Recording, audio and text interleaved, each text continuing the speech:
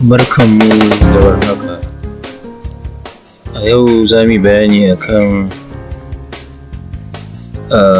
sashuka na Binance. Application na Binance exchange ne na crypto, kamar dai mu ce kasuwa na crypto inda za ka siya ka siyar da kuma inda za ka canza wata crypto ta koma wata. To farko idan mutum ya yi downloading Binance ya yi register, nan za a buɗe mai. Suma za mu saka muku bidiyo akan yadda za ku yi register ku yi da hanya mafi sauƙi wanda za ku bi wurin ku ga an yi verification, an yi verifying naku.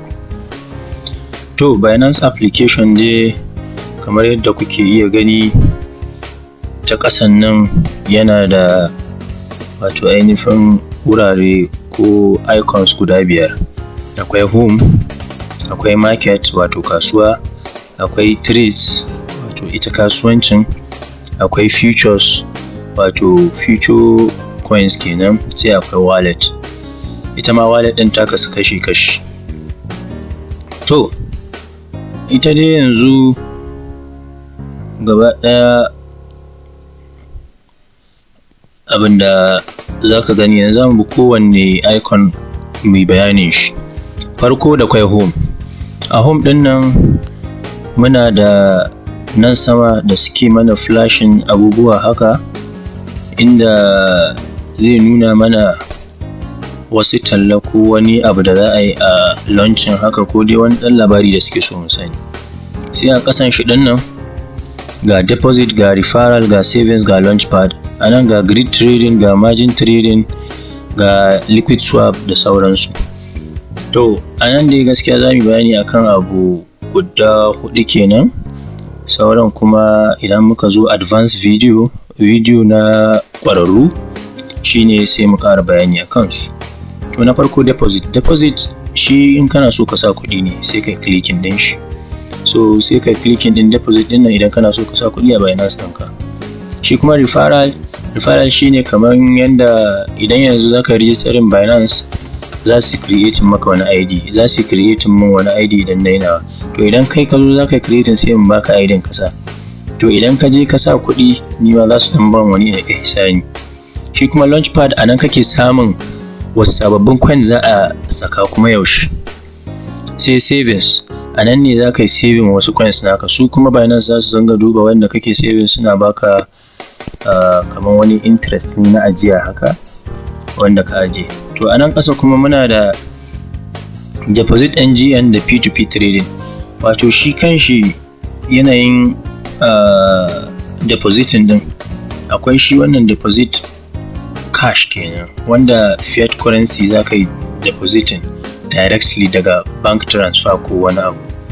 Shi ne wannan deposit NGN din. Shi kuma P2P wato peer to peer kenan, wani ne a cikin Binance ɗin za ku yi transaction da shi.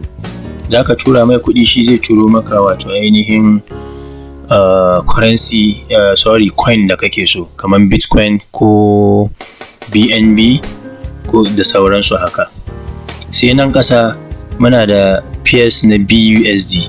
Shi BUSD ɗin shine standard USD na Binance wanda Binance suka creating. So gashi nan duka an yi pairs ɗin shi. Pair idan kuka ji an ce pair shine sai a ce to a misali kamar yanzu wannan BNB/BUSD. To BUSD nawa ne kenan zai bada BNB ɗaya, shine abin da kuke gani.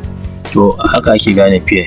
To anan kuma sai ga ranking list wasu coin ne suke hot wanda aka fi, nan kuma suwaye suka fi kowa samun riba, suka fi yin sama a coins din a yau, suwaye suka fi kowa faɗi su ne losers.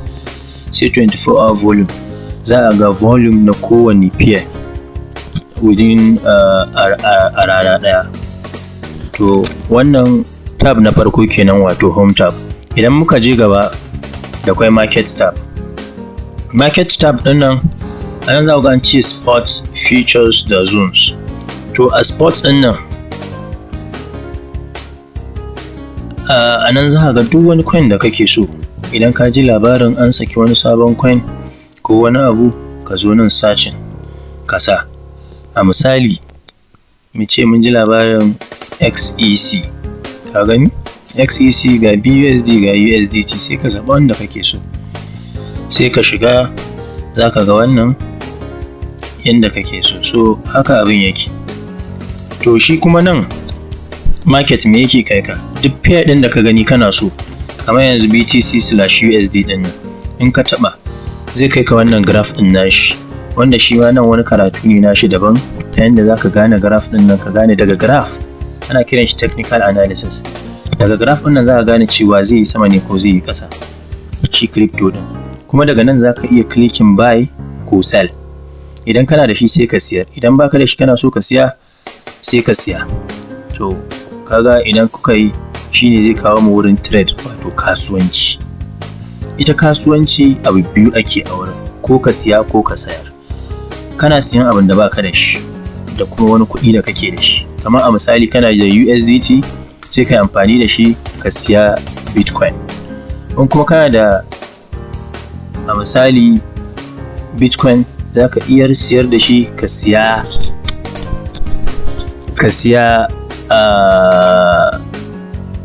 USD. To shi amfanin wannan trading ɗin kenan, kawai siya da siyarwa ne na crypto. Wayannan a gefe da kuka gani in green, su ne wato sell order da mutane ke placing, su kuma jajayen nan su ne buy order da mutane ke placing. Sai nan futures.